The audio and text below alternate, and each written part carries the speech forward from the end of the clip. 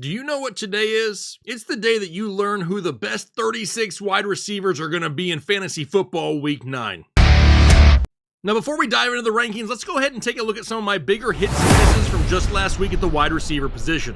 Now, when we take a look at a couple of the hits, we got the likes of Garrett Wilson, Darnell Mooney, Terry McLaurin. Anytime the Falcons play the Bucs, it's always time to go full Mooney. Terry McLaurin's been super consistent. Garrett Wilson, the efficiency is there with so much defensive attention, going the way of Devontae Adams, but I had some big-time misses as well. Ladd McConkey, Cedric Tillman, and Drake London. For Ladd McConkey, no way I had him that high. I was not expecting an additional 60-yard touchdown. Cedric Tillman showed that the first week that he produced was not a fluke, and then Drake London should have had a great game against Tampa Bay, but it all went the way of Kyle Pitts and Darnell Mooney instead. But it's time to forget about Week 8. Week 9 is here, which means it's time to hip thrust into some Week 9 wide receiver rankings, kicking it off in Tier 1. Now, when we look at Tier 1, we got the likes of Justin Jefferson, A.J. Brown, CeeDee Lamb, Jamar Chase, Amon-Ra St. Brown, and Puka Nacua. For Justin Jefferson, he's going up against Indianapolis. He's the current wide receiver 2 overall, and has had at least 12 fantasy points in every single game this season.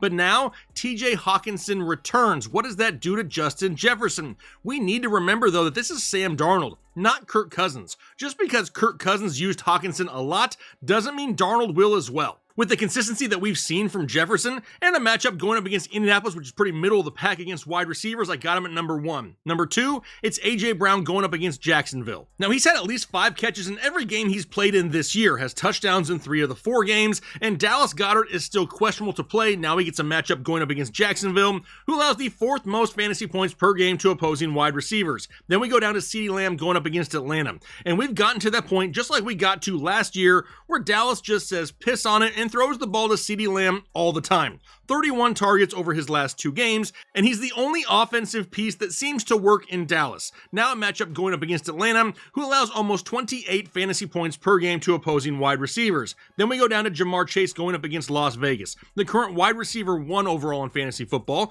averaging 16.8 fantasy points per game. Now has 7 touchdowns in his last 6 games. The touchdowns have definitely helped, though, because the yardage has been down the last couple of weeks. Now a matchup going up against Las Vegas, they do allow the 8th fewest fantasy points per game to opposing wide receivers, but T. Higgins is still questionable, so I got Jamar Chase at number 4. Then we go down to Amon-Ra St. Brown going up against Green Bay. Sure, the yardage is down. Yes, the volume is down, but he's still the wide receiver 11 overall, averaging 13.7 fantasy points per game, and it's all because of touchdowns. He's got one in 5 straight games. No Jameson Williams once again this week, though, and Green Bay is pretty solid against opposing wide receivers. But with the way that Detroit is putting points on the board, and Amon-Ra eating out of the slot, I still got him at number 5. Then we go down to Puka Nacua going up against Seattle. And man, how sneaky were the Rams with Puka Nacua last week? He was barely activated in time, yet was game planned some manufactured touches in the first quarter. They knew he was going to be playing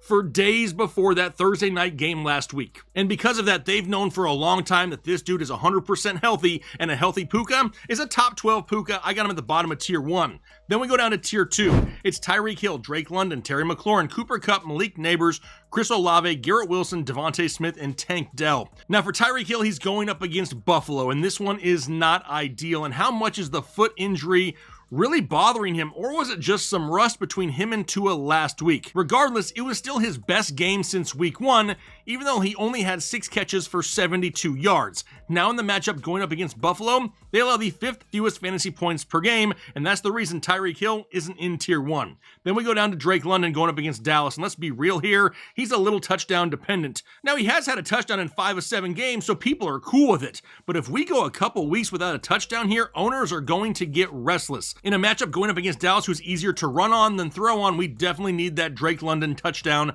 this week. Which will take us down to Terry McLaurin of the Washington Commanders going up against the New York Giants. The current wide receiver 9 overall has had at least 11 fantasy points in 6 straight games and already has the same amount of touchdowns this year that he did all of last year. Now, he didn't do much in their week 2 meeting, but I think we can all agree that Jaden Daniels is a much better quarterback now than he was back in week 2. Then we go down to Cooper Kupp going up against Seattle. Crazy that Puka actually looked healthier than Kupp last week. However, Kupp still came away with 5 catches, 51 yards, and a touchdown against Minnesota. Now, the numbers say he typically does pretty well against Seattle, but he hasn't played a full game against them since 2021. You have to think the Rams are going to ramp him up slowly, and that's why he's still this high at number 10. Then we go down to Malik Neighbors going up against Washington. And a lot of the struggles that we're seeing with Malik Neighbors are all on the shoulders of Daniel Jones. However, Malik Neighbors does have 5 drops in 6 games. Now, when these two teams faced off back in week 2, Malik Neighbors had 18 targets, 10 catches, 127 yards, and a touchdown.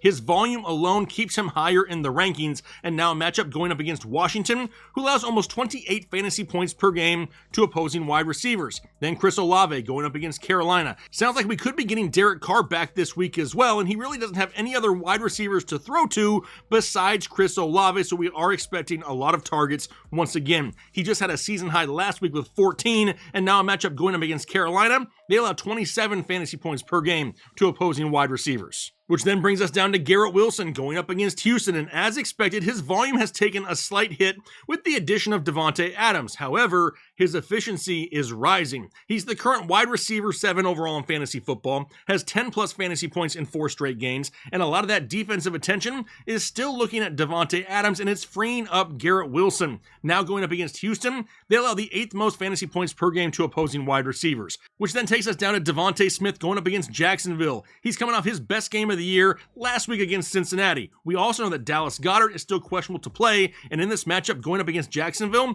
they allow the 4th most fantasy points per game to opposing wide receivers, and Jalen Hurts is playing great football. Then Tank Dell. He's climbed up inside tier 2, and he's got a matchup going up against the Jets. And honestly, it has to be Tank time now, no matter what. Nico is still out. Diggs is done for the year with a torn ACL, and now all of a sudden Tank Dell is going to need some serious volume, but this is not an easy matchup. The Jets allow the 4th fewest fantasy points per game to opposing wide receivers. They're going to have to get creative. They're going to have to move Tank all around the field, but with no one else to really throw to, that's why I still got him this high. Then we move down to tier 3. And in tier 3, we got Zay Flowers, Marvin Harrison Jr., Davante Adams, Josh Downs, DJ Moore, Cortland Sutton, Cedric Tillman, and DeAndre Hopkins. Now for Zay Flowers, he's going up against Denver, and he's played really well over the last month of the season. He's had at least 115 yards in 3 of his last 4 games played, has 9 plus targets in 3 of his last 4 games, but the question here is, does Deontay Johnson even play? If he does, I can't imagine it's a whole lot. Now there are a lot of people out there that think the addition of Deontay Johnson is going to kill Zay Flowers. I am not one of those people. Now, is Zay Flowers going to remain some weekly 115-yard receiver? No, probably not. But at least this gives opposing defenses something else to worry about in the passing game other than Zay Flowers.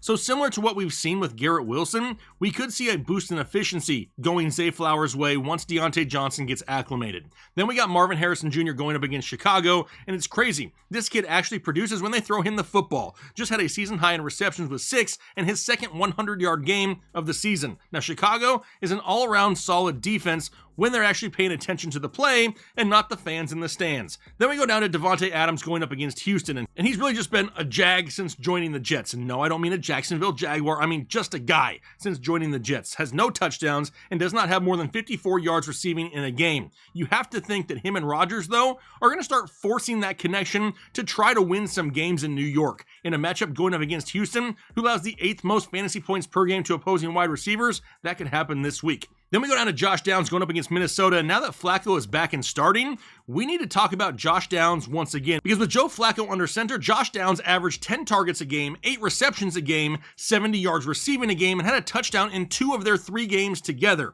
Now a matchup going up against Minnesota, who allows the most fantasy points per game to opposing wide receivers. I got Josh Downs inside the top 20 at 19. Then we go down to DJ Moore going up against Arizona. And we said this all offseason. The Chicago pass catchers are going to be up and down all year long. That's what happens when you're in an offense with so many weapons. And now it's actually playing out right here in front of us, and they haven't really included Roma Dunze much. If he gets involved more, it's going to be even worse. DJ Moore is going to remain a boomer bust type play who has matchup winning upside in a matchup this week going up against Arizona, who does allow the 9th most fantasy points per game to opposing wide receivers. The matchup is not bad. Which then brings us down to Cortland Sutton going up against Baltimore. He just had his first 100-yard game of the season last week against Carolina. Now, I know it's hard to have a better matchup than Carolina, but going against Baltimore is just that. The Ravens allow 10 more fantasy points per game to opposing wide receivers than Carolina does. We know that Bo Nix is playing great, and Sutton is the top target weekly in that offense.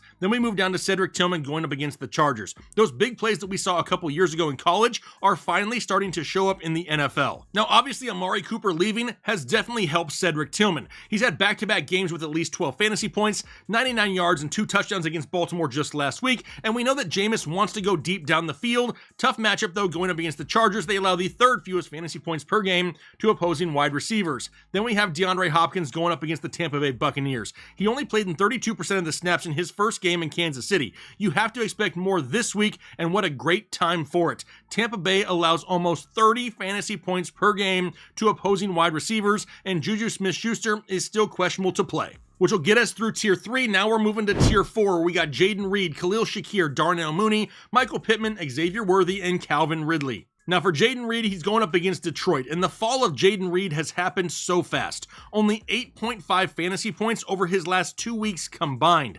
Now we know that Jordan Love isn't 100% healthy, and Jaden Reed hasn't even had any rushing yards now in 3 straight games. That's something he was doing pretty regularly to start the season. And on top of that, Romeo Doubs has taken a chunk of the receiving work. Now the only reason he's still this high is there's a chance that Jordan Love plays, and Detroit does allow the third most fantasy points per game to opposing wide receivers. Then we move down to Khalil Shakir going up against Miami. And I am the OG Shakir truther, and I'm not really shocked by his production here as of late, but we got to be realistic. In an offense with James Cook, Keon Coleman, Dalton Kincaid, and Amari Cooper, the touchdown chances going the way of Khalil Shakir probably are going to diminish. He definitely needs volume. And in a matchup going up against Miami, who does allow the second fewest fantasy points per game to opposing wide receivers, I put him right here at number 25. Then we go to 26, Darnell Mooney going up against Dallas. It's always a full Mooney when he plays Tampa Bay, but outside of that, he hasn't really done a whole lot. We see Kyle Pitts getting hot. Drake London is out there scoring touchdowns.